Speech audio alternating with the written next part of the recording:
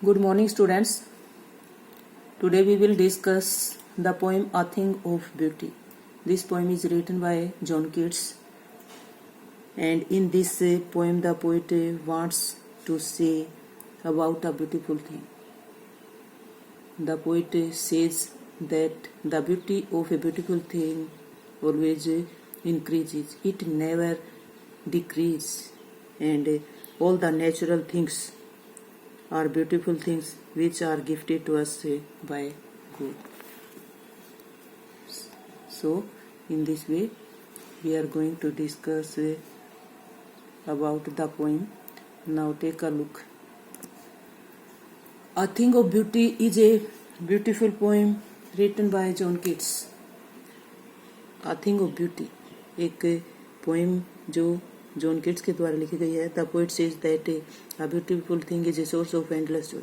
Poet क्या कहता है इस पोएम के अंदर? पोइट इस पोएम में ये कहना चाहता है कि ब्यूटीफुल थिंग कि एंडलेस जॉय, जो अंत रहित खुशी का स्रोत है. It has eternal beauty. इसकी जो ब्यूटी होती है वो एटर्नल होती है, अनंत होती है. विच नेवर फेड्स अवे, जो कभी भी कम नहीं होती है, लेस नहीं होती है. A beautiful thing is like a shady shelter. और ब्यूटीफुल थिंग एक शेडी शेल्टर की तरह, एक छायादार जगह की तरह है.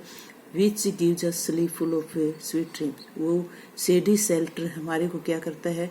एक अच्छी नींद, अच्छी स्लीप को देता है, जिसमें हमें स्वीट ड्रीम्स आते हैं और हमारा हेल्थ भी अच्छा होता है उससे, और हमें आराम भी मिलता है, रिलैक्सेशन भी हमें मिलता है. Now take a look according to stanza. A thing of beauty is a joy forever. In first stanza, the poet wants to say that the beauty of a beautiful thing is a joy forever. Forever, always. एक beautiful thing हमेशा खुशी देने वाली होती है. It's loveliness increase. इसकी सुंदरता बढ़ती जाती है. It will never pass into nothingness. और वो कभी भी nothing pass into nothingness. It mean इसकी सुंदरता कभी डिक्रीज नहीं होती है, लेस नहीं होती है. But will keep a bore quiet for us. लेकिन कैसी होती है वो?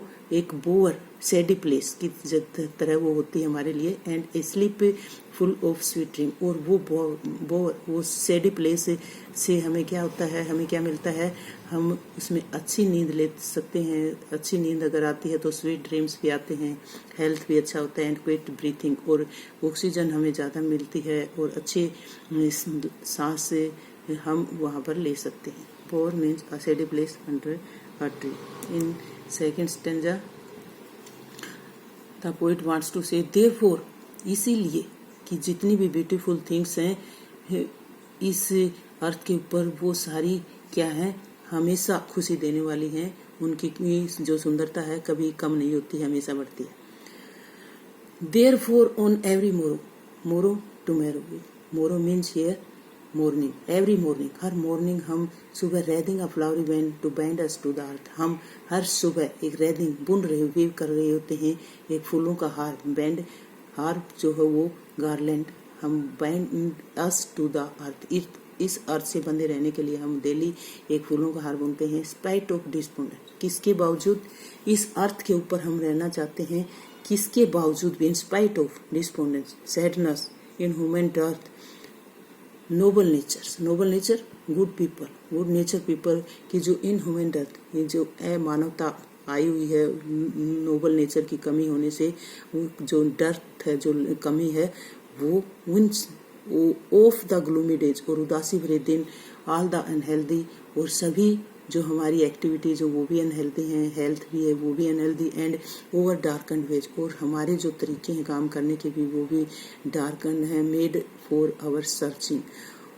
Yes, in spite of all, made for our searching. फिर भी हम अपनी सर्च कर रहे होते हैं, अपनी खोज करते हैं एक फ्लावरी बैंड बनकर डेली, हर सुबह अर्थ से बंधे रहने के लिए हम सर्च करते हैं इन सभी चीज़ों के बावजूद भी.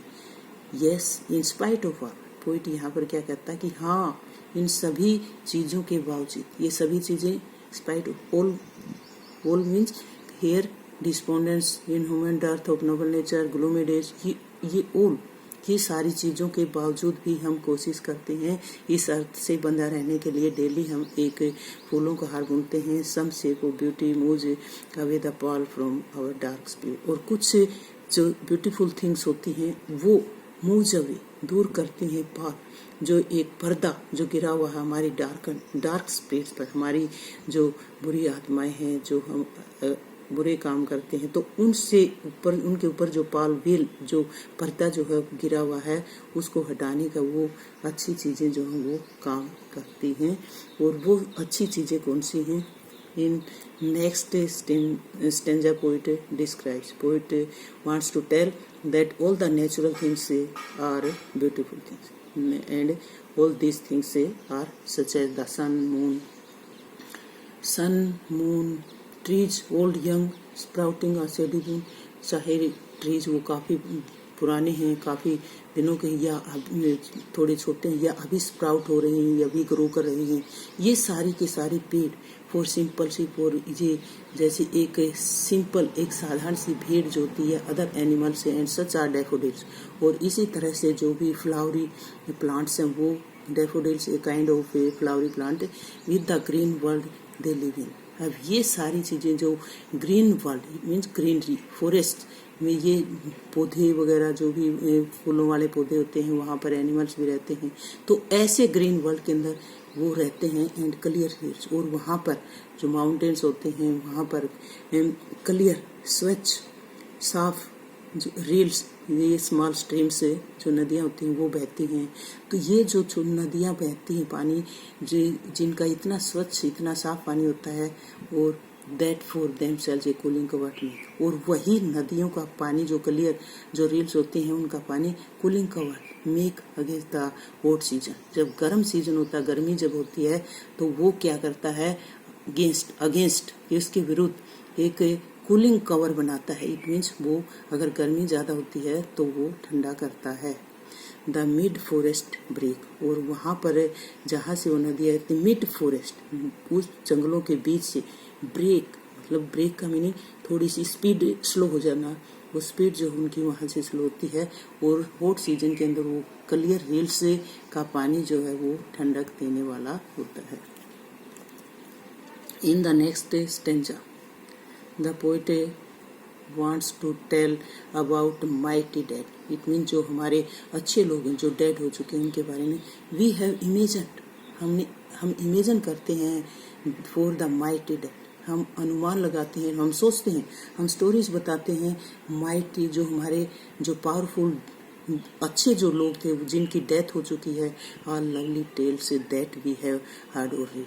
उनके बारे में जो अच्छी अच्छी टेल्स, स्टोरीज जो हमने वी हैव हर्ड, जो हमने सुनी है या पढ़ी है, उनकी जो स्टोरी है, उनके बारे में हम उन कहानी का इमेजिन करते हैं।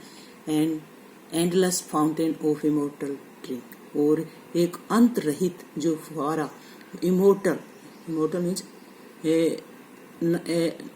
नासवान, इमोर्टल का मीनिंग जो नासवान, जो कभी ना मरता हो। Drink, it means immortal drink क्या, कौन सा है? अमृत। तो वो उस फाउंटेन से हमारे को मिलता है, pouring up to us from the heaven brinks, और वो हमारे को मिलता है फ्रॉम द हेवन स्प्रिंग, जो स्वर्ग का जो किनारा है, वहाँ से वो हमारे ऊपर पावर होता है।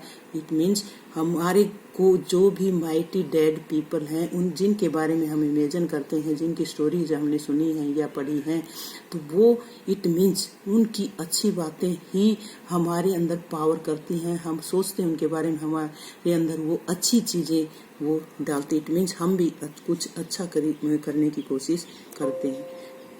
So all this is described in this poem. Thanks a lot.